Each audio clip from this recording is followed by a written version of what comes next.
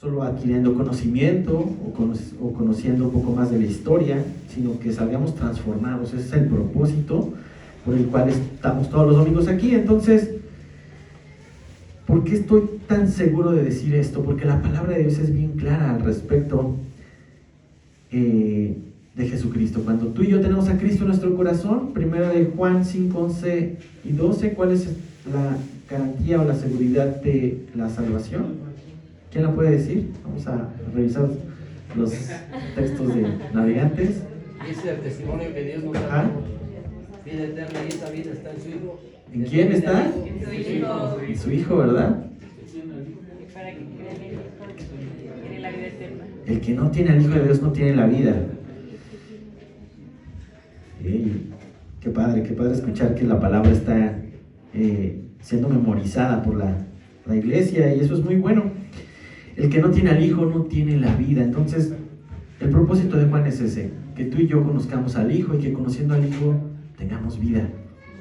Ahora, muchos siguieron a Jesús, pero sin conocerle verdaderamente y sin creer en él verdaderamente. ¿Y qué pasó después? Pues estos mismos hombres que le siguieron fueron los mismos que buscaron crucificarle.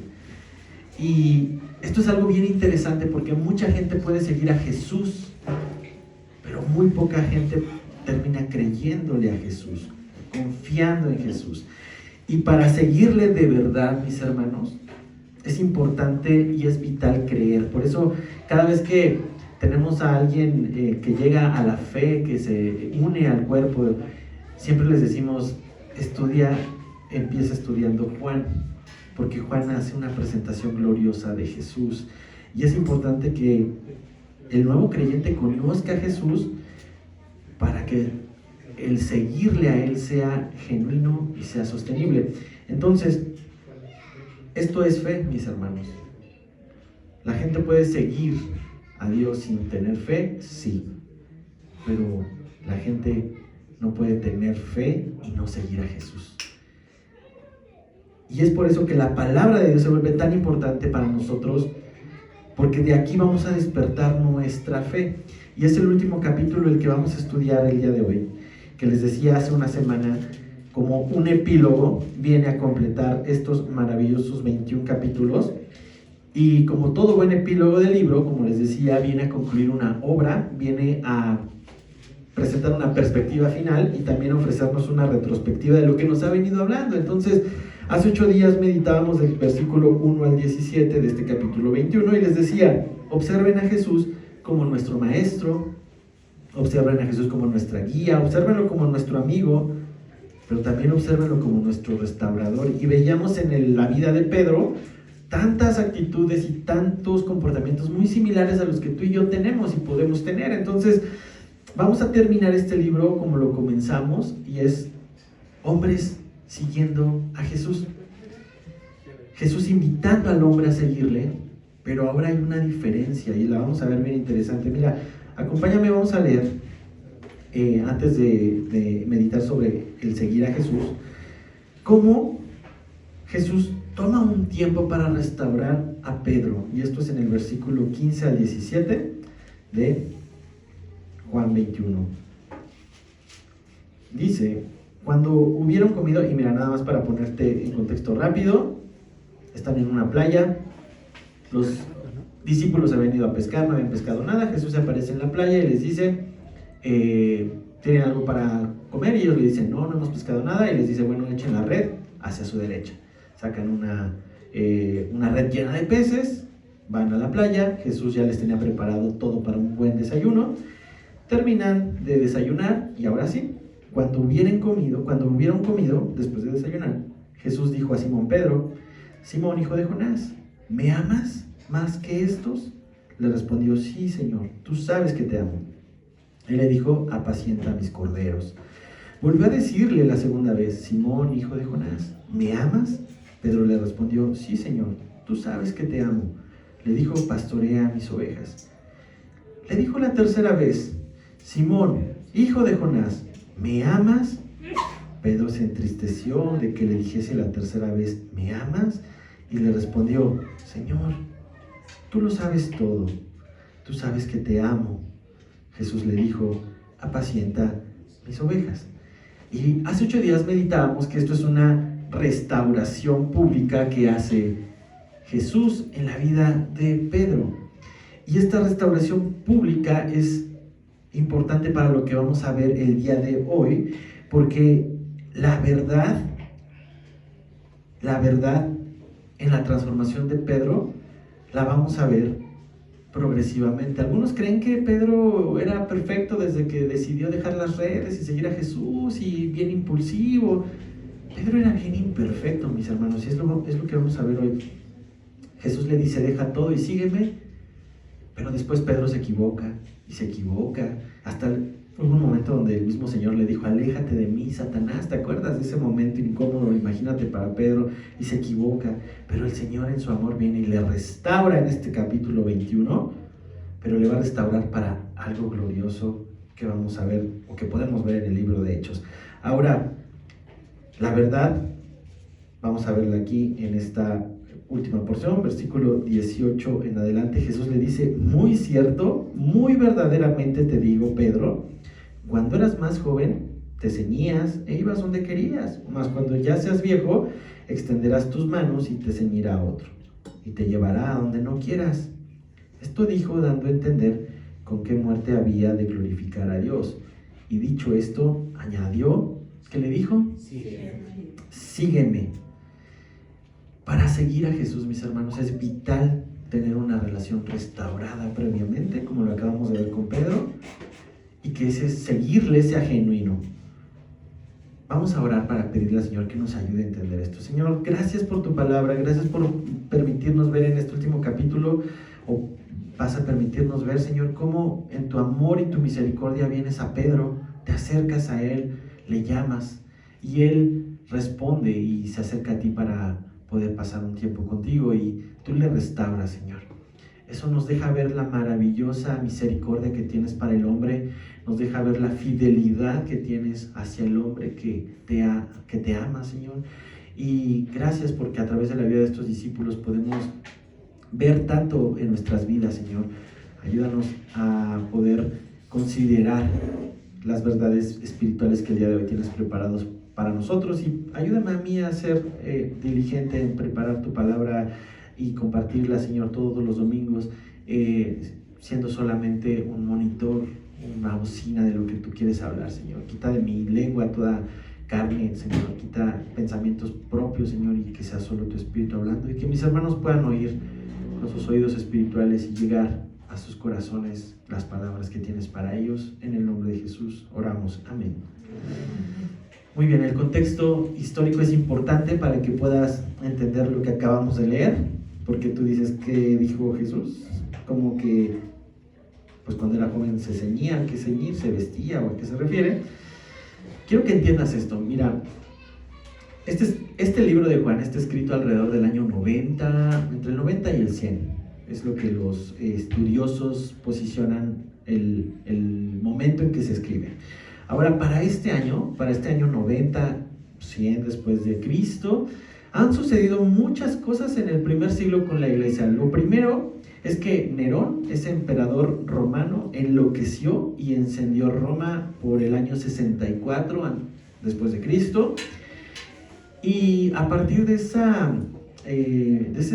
temporal o ese momento, Nerón empieza a perseguir muy fuerte a los cristianos. La persecución era primero con los judíos. ¿Te acuerdas que Pablo era un perseguidor de la iglesia? Bueno, ese mismo deseo de perseguir a la iglesia después estaba también en los romanos. Y Nerón fue uno de los emperadores que más cruel fue con los cristianos del primer siglo. Tenemos los primeros mártires ahí en ese primer siglo por las acciones de este emperador Nerón. Después, Nerón en el año 64 se estima que persiguen a los cristianos y Pedro está dentro de esta persecución. Entonces, para el momento que Juan está escribiendo este libro, Pedro ya está muerto. Más o menos se estima que entre el 64 y el 68 Pedro fue asesinado por Nerón, por todo el Imperio Romano, Y es importante que lo que estamos leyendo lo estamos viendo desde la perspectiva de un autor que ya vio los hechos transcurrir. Ahora, Juan va a describir lo que Jesús le dijo a Pedro, aún estando en vida, y lo va a contrastar con lo que ya sucedió. Y esto es bien interesante porque después Juan nos va a decir, yo soy testigo de lo que Jesús le dijo y lo que sucedió. Y fíjate, versículo 18, le dice, muy verdaderamente, Pedro, muy verdaderamente te aviso que cuando tú eras joven, pues tú solo te vestías, tú solo te preparabas e ibas donde querías. Y dices tú, bueno, pues esto es muy normal, ¿no? Y Jesús le está recordando eso a Pedro. Cuando tú eras joven podías hacer lo que tú querías, pero esos años no van a ser para siempre.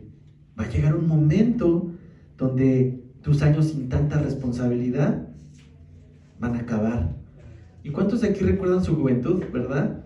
¿Te acuerdas que querías comerte al mundo, que hacías un montón de planes o sigues haciendo un buen de planes y piensas que vas a tener esta edad siempre? Pero ¿qué pasa cuando los años llegan y llegan y llegan y te das cuenta que no duró tanto, verdad? Que la juventud se fue muy rápido.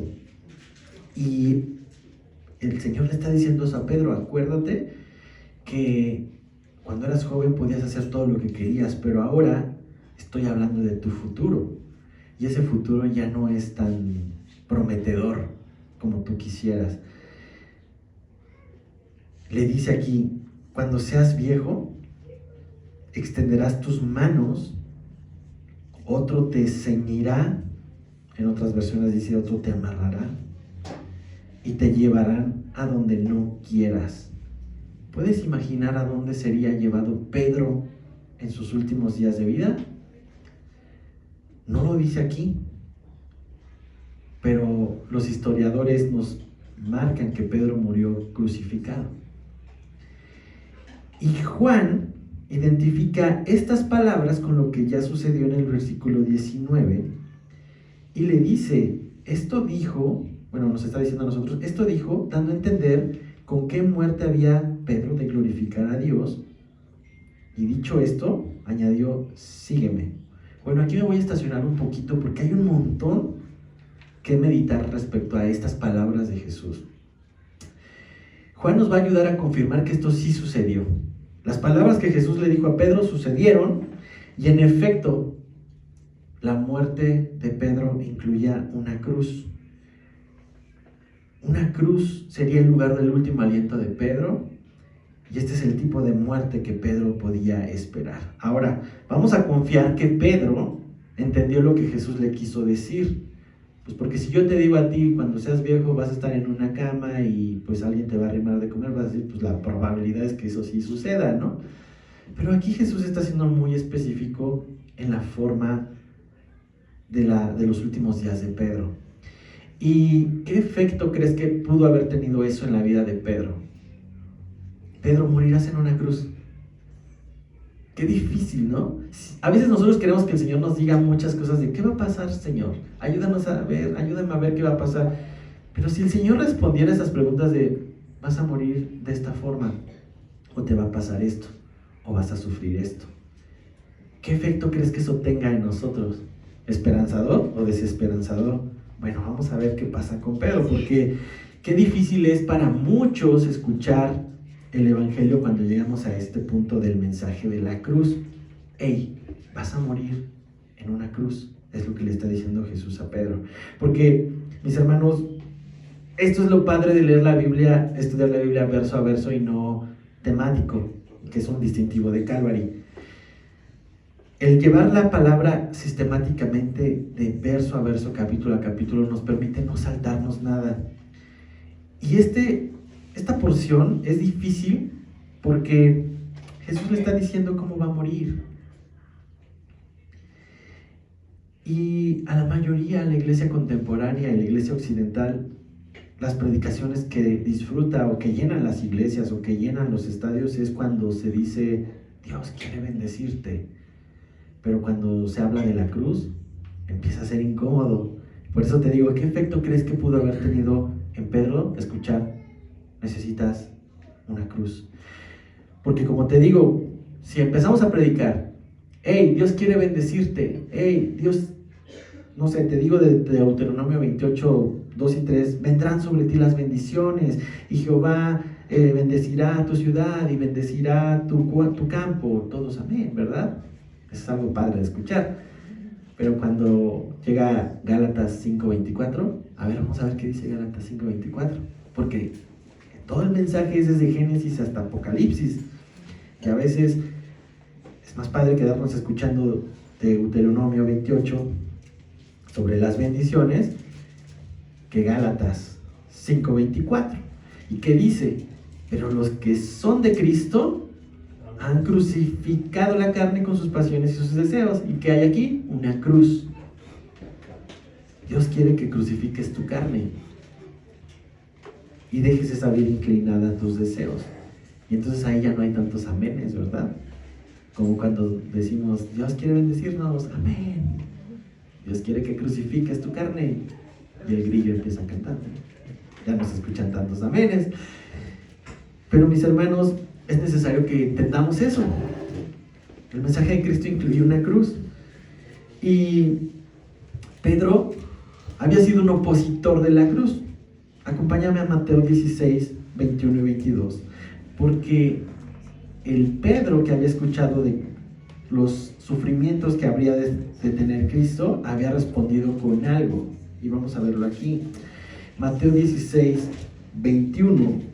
Jesús les dice cómo va de padecer, y dice, desde entonces comenzó Jesús a declarar a sus discípulos que le era necesario ir a Jerusalén y padecer mucho de los ancianos, de los principales sacerdotes y de los escribas, y ser muerto y resucitar el tercer día.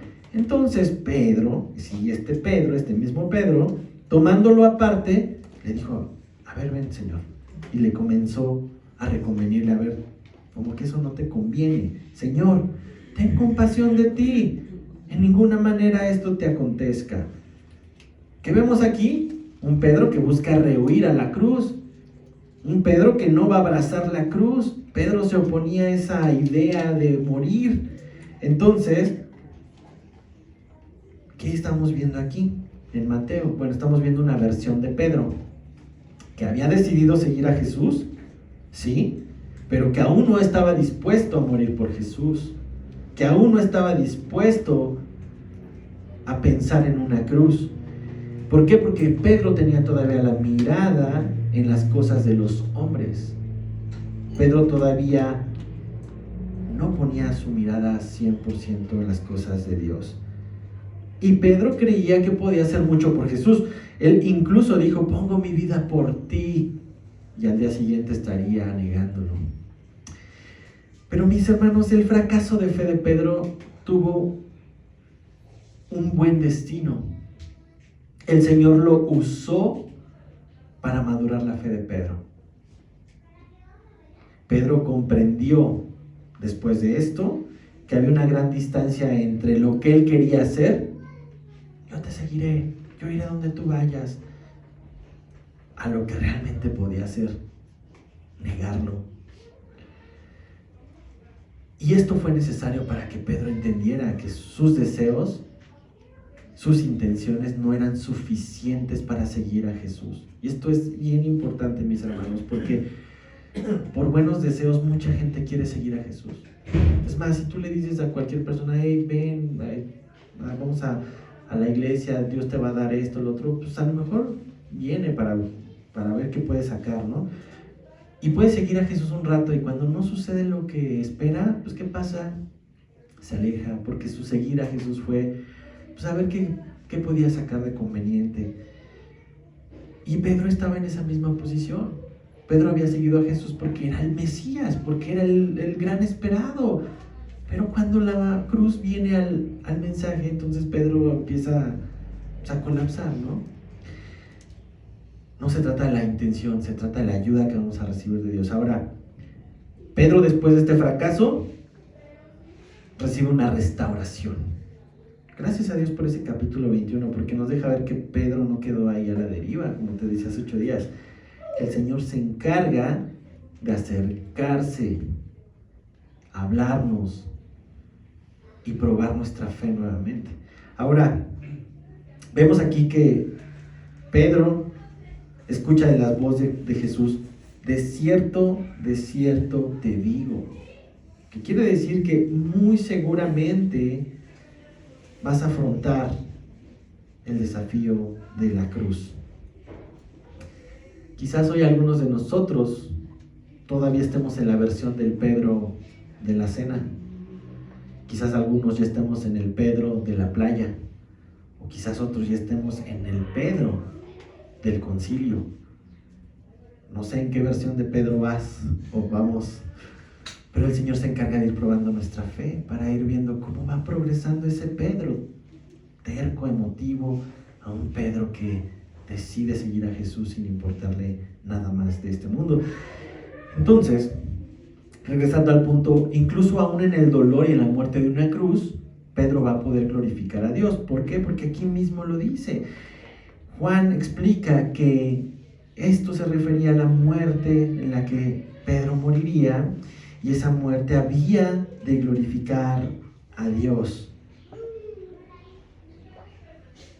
Te voy a leer un comentario que me gustó y que dice: los escritores antiguos afirman que unos 34 años después de esto que Jesús le está diciendo a Pedro, Pedro fue crucificado, y que consideró algo tan glorioso morir por Cristo que le rogó que lo crucificaran de cabeza hacia abajo, no considerándose digno de morir en la misma postura en la que murió su Señor. Y así lo hicieron. Esto lo escribe Eusebio, Prudencio, Crisóstomo y Agustín, historiadores del primer siglo.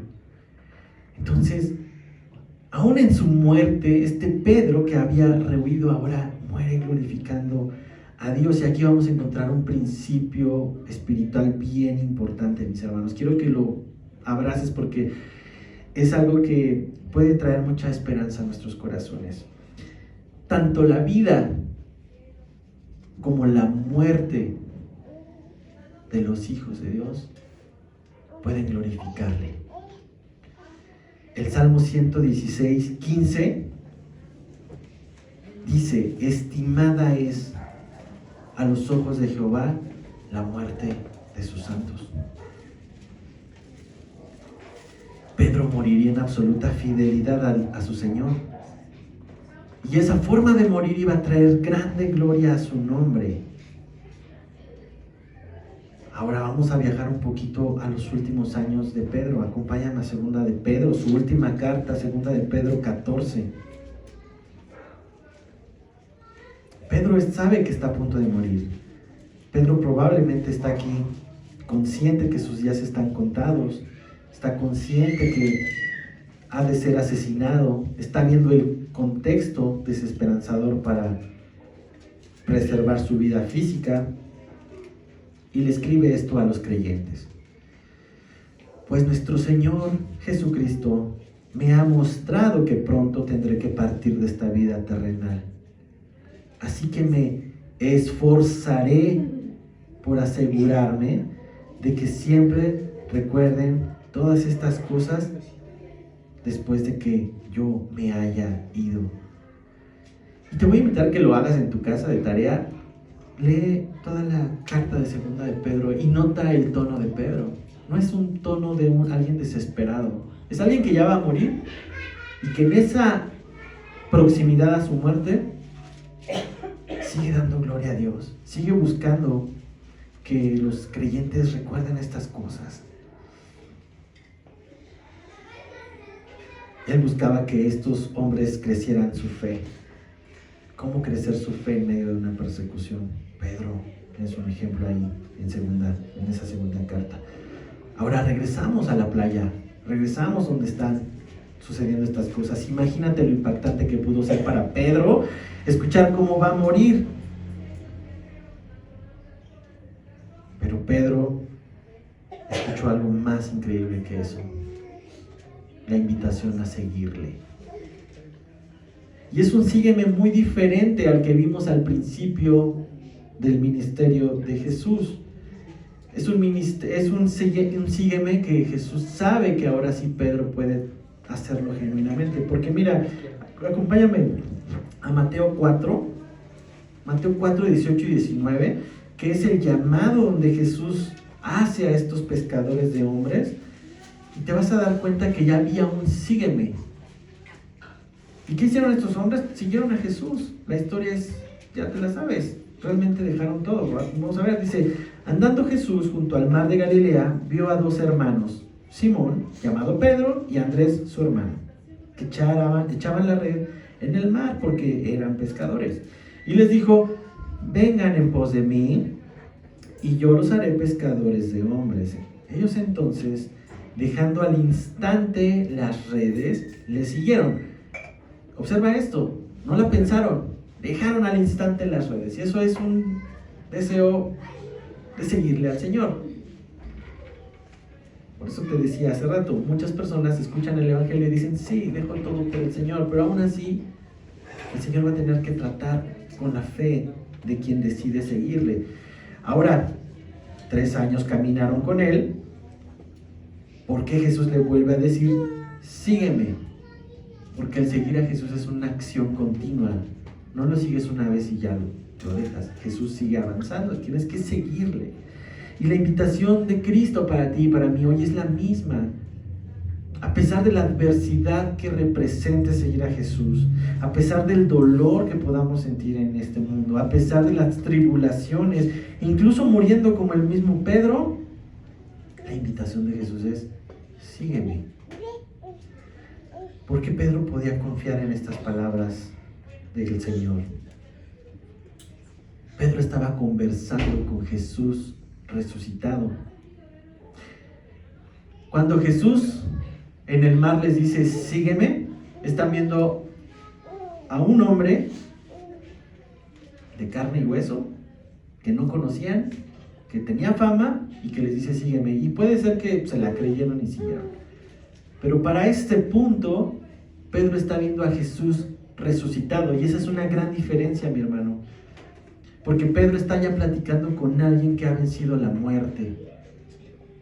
Y podemos confiar que si conocemos a Jesús resucitado, aquel que derrotó la muerte para darnos vida eterna, tiene la capacidad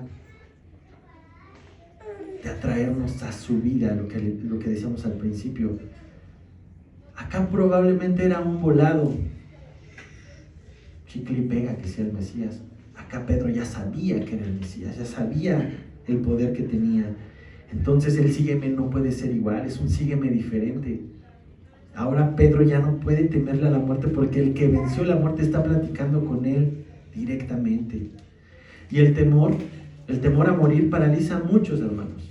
Nos paraliza. Tenemos un instinto de supervivencia, por eso no nos ponemos en peligro, ¿verdad? Porque el Señor puso eso en nosotros. Pero la realidad es que el temor a morir paraliza al hombre. Pero ¿qué pasa cuando ya no hay miedo a morir? Entonces el hombre puede avanzar. Y es lo que estamos viendo en Pedro. Pedro ya no le da miedo a morir. Ya no le va a dar miedo a morir. Incluso va a la cruz. ¿Y por qué los hombres le tienen miedo a la muerte? Esa es una pregunta que podríamos hacernos el día de hoy. ¿Por qué Pedro le temía a que Jesús muriera? ¿Y por qué ahora Pedro va a avanzar hacia un punto donde ya no tendrá miedo a morir? Y me hace también recordar a Pablo. La carta de Filipenses es muy preciosa al respecto. Y Pablo dice, porque para mí el vivir es Cristo y el morir, ¿qué es? ¿En qué punto llegamos a eso, no? Señor, ¿en qué momento llego a esa mentalidad de Pedro, de Pablo, donde puedo decir morir es ganancia? Porque aún hoy en día muchos no queremos morir, muchos queremos todavía extender nuestra vida aquí y es normal. Pero ¿en qué momento de nuestra vida podemos decir, es más, Señor, si el día de hoy tú decides llevarme, estoy en paz contigo, estoy bien contigo?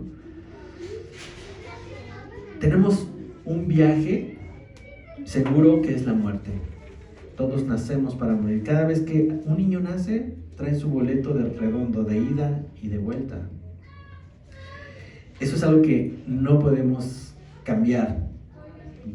De cada 5 personas que nacen, 5 personas van a morir.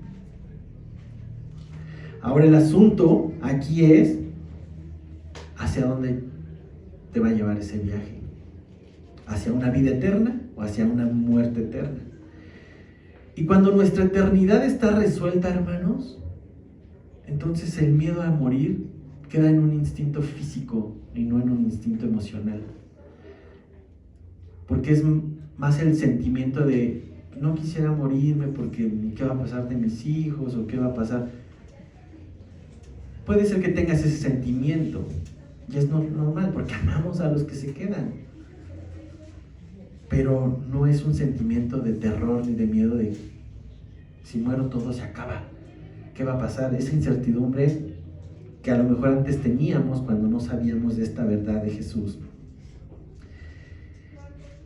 Entonces hoy el creyente puede estar seguro que su eternidad está resuelta y que si el día de mañana mueres, alguien ya te está esperando, Jesús.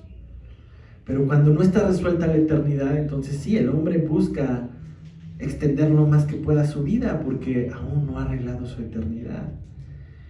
Y uno de los hombres contemporáneos que con su muerte dieron gloria a Dios, como lo dio Pedro crucificado, fue un misionero que a lo mejor muchos de ustedes han escuchado de él, ¿no? Del misionero Jim Elliot. Ese misionero increíble de 29 años fue asesinado por una tribu en Ecuador cuando llevaban el evangelio hacia esta zona. Y antes de morir, él dio una frase increíble al respecto sobre la vida. Alguien de 29 años.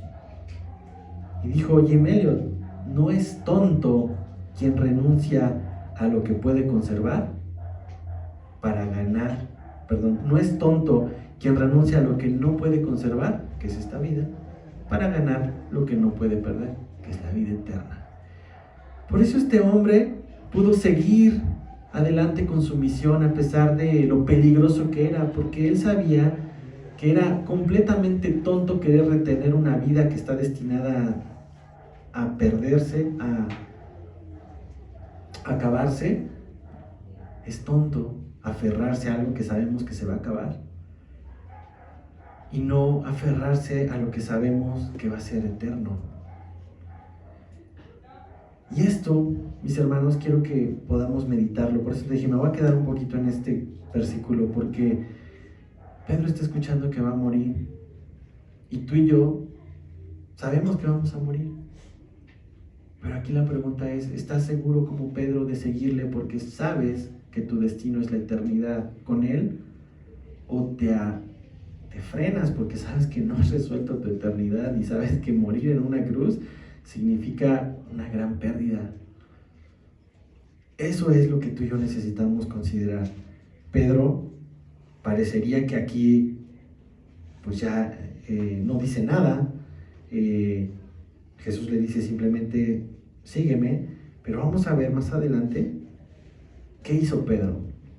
Versículo 20, avanzamos, ya va a ser más rápido esta última parte. Volteando atrás volviéndose Pedro, vio que le seguía el discípulo a quien amaba Jesús, el mismo que en la cena se había recostado al lado de él, y le había dicho: Señor, ¿quién es el que te ha de entregar? Cuando Pedro le vio, dijo a Jesús: Señor, ¿y qué de este? Aquí tienes a Pedro desafiado para seguir a Jesús, pero ¿qué hace este hombre? Quita los ojos de Jesús, voltea hacia atrás y empieza a mirar a Juan.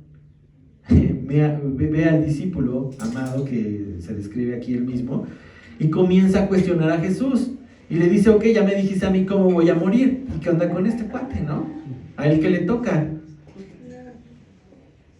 Mis hermanos, si vamos a seguir a Cristo, debemos mantener nuestros ojos en Cristo, no en nuestros hermanos.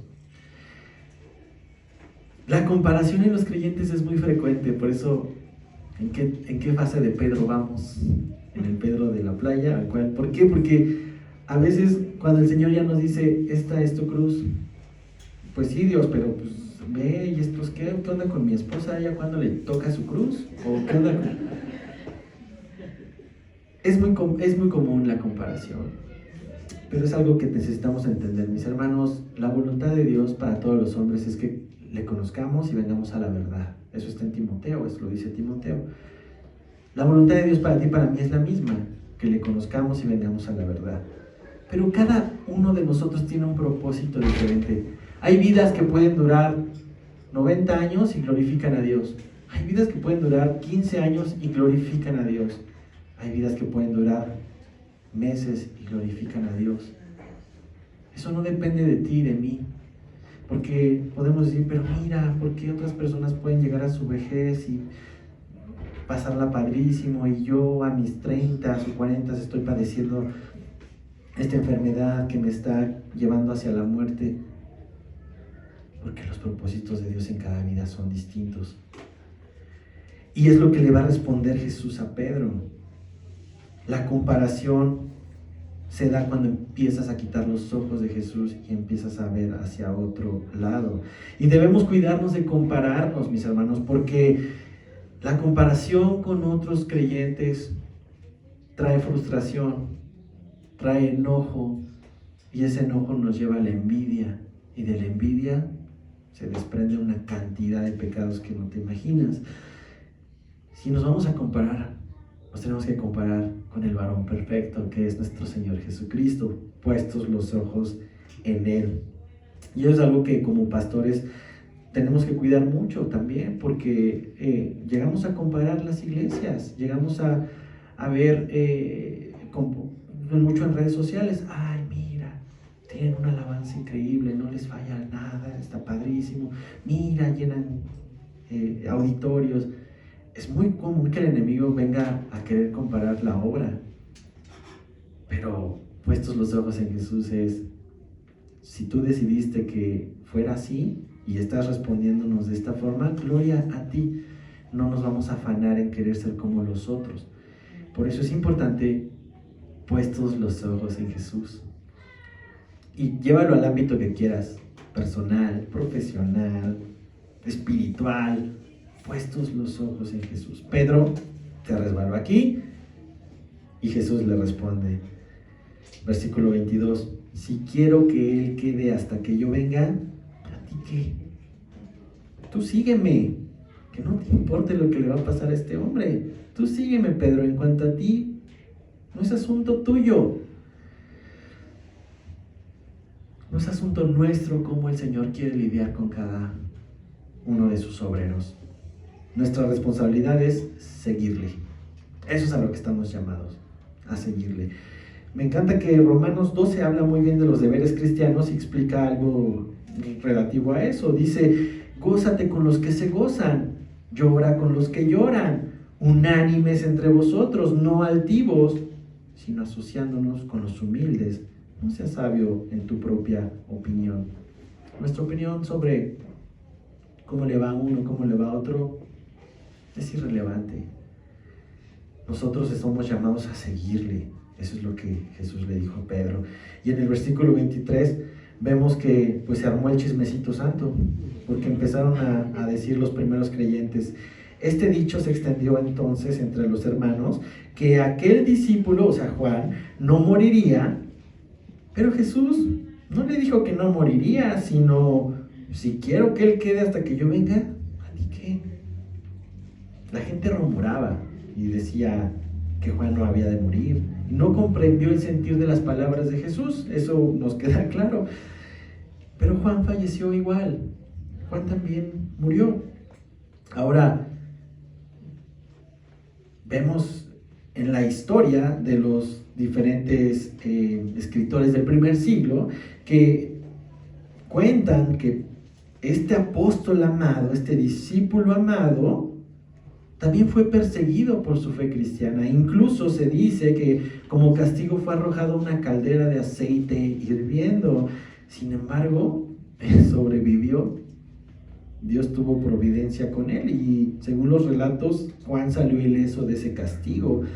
E incluso después de ese castigo fue desterrado a la isla de Patmos, que es donde escribe el libro de Apocalipsis, o es donde se cree que se escribe el libro de Apocalipsis. Y entonces Dios tenía un propósito con Juan, diferente al de Pedro, pero Dios tenía un propósito también. Entonces Juan no busca corregir aquí el error que se había extendido en la iglesia, no solamente busca corregirlo, sino también busca que los primeros creyentes, sus primeros lectores, entiendan o comprendan las palabras que Jesús había dicho al respecto. Y por eso mismo termina este capítulo diciendo estos dos últimos versículos. Fíjate, Juan se va a identificar como aquel discípulo que escribió esto y dice: este es el discípulo que da testimonio de estas cosas y escribió estas cosas, y sabemos que su testimonio es verdadero. Muy importante, este hombre que escribe todo el tratado o el libro de Juan, no se lo contaron como a Lucas, por ejemplo, que a Lucas se lo contaron. Juan lo vio con sus propios ojos. Juan experimentó todo lo que escribe aquí, y es lo que nos está diciendo. Este discípulo da testimonio, y su testimonio es verdadero. A lo mejor para ti y para mí nos queda más que confiar, pero para los primeros cristianos, ellos podían contrastar lo que decía Juan con lo que había pasado, porque había pasado recientemente, y él tenía toda la seguridad de: ¿no me crees lo que digo aquí? Puedes comprobarlo. Ahora terminamos este capítulo con este increíble y sublime verso con el que Juan va a cerrar el relato sobre Jesús, diciendo esto: y también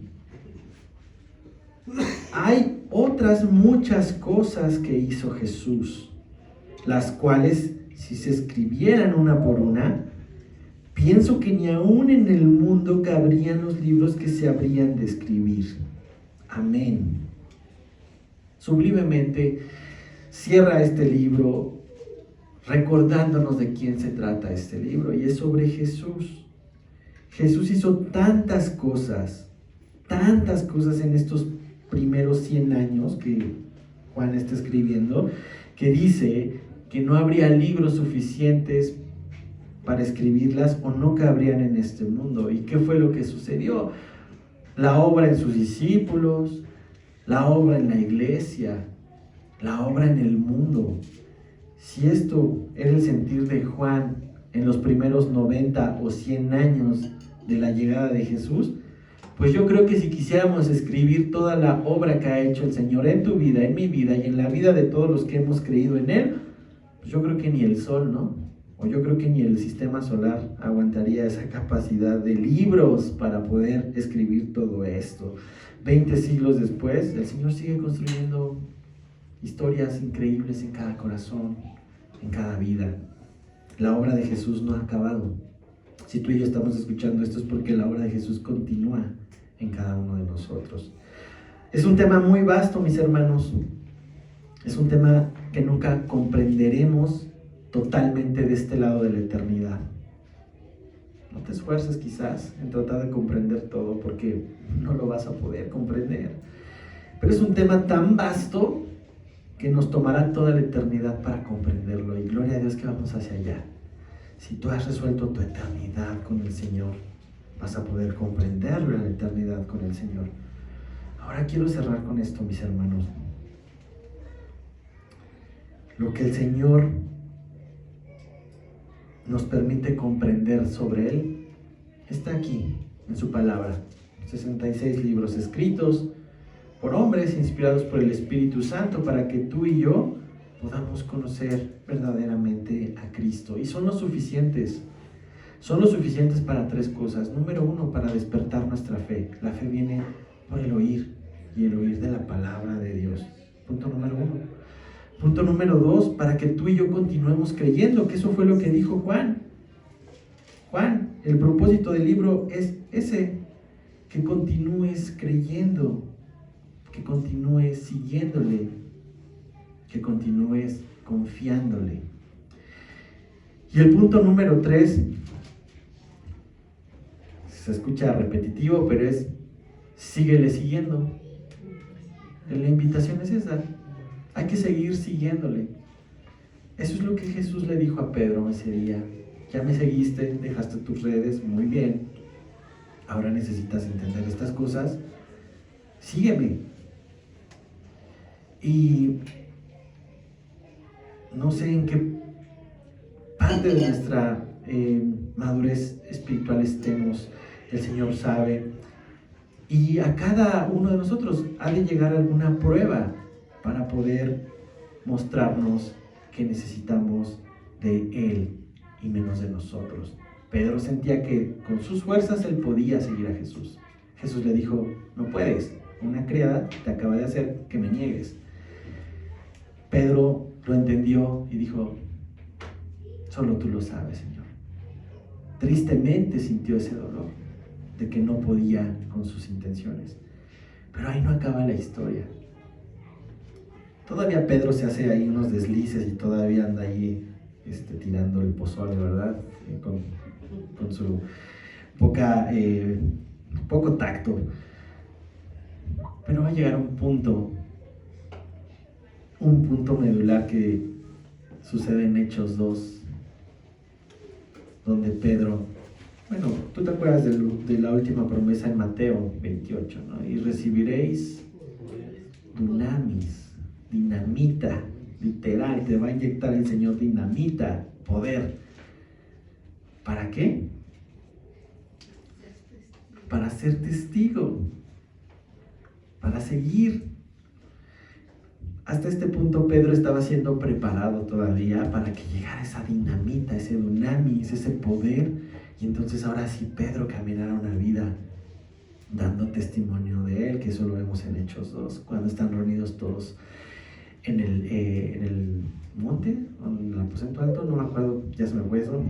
Están reunidos y llega el Espíritu Santo, ¿verdad? Y entonces como lenguas de fuego y todo el Pentecostés y todo esto que vemos en Hechos 2 maravilloso. A partir de ahí Pedro está listo para poder seguir a Jesús genuinamente. Entonces, mi hermano, considera esto: has decidido venir al Señor, has decidido bajarte de la barca y nadar hacia la playa para estar con Jesús. El Señor te está preparando y su Espíritu te está preparando para que realmente puedas seguirle genuinamente. Te decía al principio de este sermón, muchos siguen a Jesús, pero también muchos no creen en Jesús. Y eso es muy triste, están perdiendo su tiempo. Si vamos a seguir a Jesús, es porque creemos en Jesús y creemos en sus palabras y creemos que aún si Él nos dice va a venir una cruz, eso no nos va a desanimar, porque sabemos y confiamos que Él tiene un propósito aún en esa cruz. Entonces, animemos nuestra fe. Me encantó esta aventura de un año estando en Juan. Siempre aprendes algo nuevo en Juan. Es increíble, la palabra de Dios es viva y es eficaz. Y probablemente el Señor nos deje volver a Juan algún otro periodo de nuestra iglesia. Cuando tengamos que regresar a Juan, podamos ver si ya dejamos de estar como Pedro en la playa y estamos más como Pedro en el concilio.